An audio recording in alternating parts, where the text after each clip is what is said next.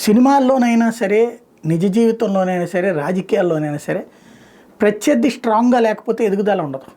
Success ఉండదు. సినిమాలో చూడండి, హీరో చితక బాధేస్తూ ఉంటాడు అందరినీ. విలన్ ఆఫ్టర్ ఆల్ కామెడీ లాగా ఉన్నాడనుకోండి, కమెడియన్ లాగా ఉన్నాడనుకోండి, నవ్వుకుంటాను తప్పించి ఆ హీరో యొక్క ఎఫెక్ట్ పనిచేయదు. మీరు ఇతని పేరేంటది, అల్లు అర్జున్ సినిమాలు చూస్తే హీరో కంటే విలన్ చాలా అందంగా, చాలా పొగరుగా, చాలా స్ట్రాటజిక్గా ఉంటుంటాడు. అలాంటి విలన్ని ఎదిరించి హీరో సక్సెస్ అవుతుంటాడు కూడా తన సినిమాల్లో సక్సెస్ రేట్ ఎక్కువ ఉంటుంది. అంటే ఆ విలన్ని కూడా అంత ప్రమాదకరంగా చూపించుతారు.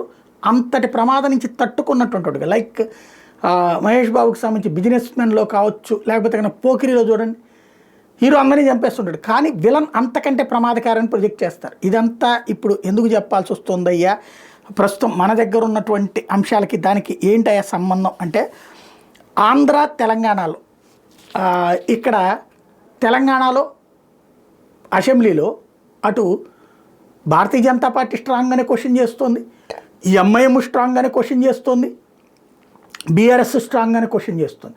వాటికి వీళ్ళు ఆన్సర్లు ఇచ్చుకునే క్రమము, విధానము, పాయింట్ ఆఫ్ ఆర్డర్లు, విమర్శ, ప్రతి విమర్శ, చర్య, ప్రతిచర్య, ఇది దాన్ని ఒక రకంగా చెప్పాలంటే చూడబుద్దేస్తుంది. ఆంధ్రాలో కూర్చున్న తెలంగాణ అసెంబ్లీ సమావేశాలు చూడబుద్దేస్తున్నాయి. వాళ్ళ మాటలు అది కూడా బాగుంది. ఆంధ్రాలో వచ్చేటప్పటికి ప్రతిపక్ష హోదా ఇవ్వలేదు కాబట్టి జగన్ వెళ్ళడు, పార్టీ పక్ష నాయకుడిగా వెళ్ళొచ్చు, అప్పుడు ఎక్కువ ఇస్తారు, ప్లస్ ఫ్రంట్ రోల్లోనే ఇచ్చారు కాబట్టి వెళ్ళొచ్చు, కానీ ఆయన వెళ్ళడు.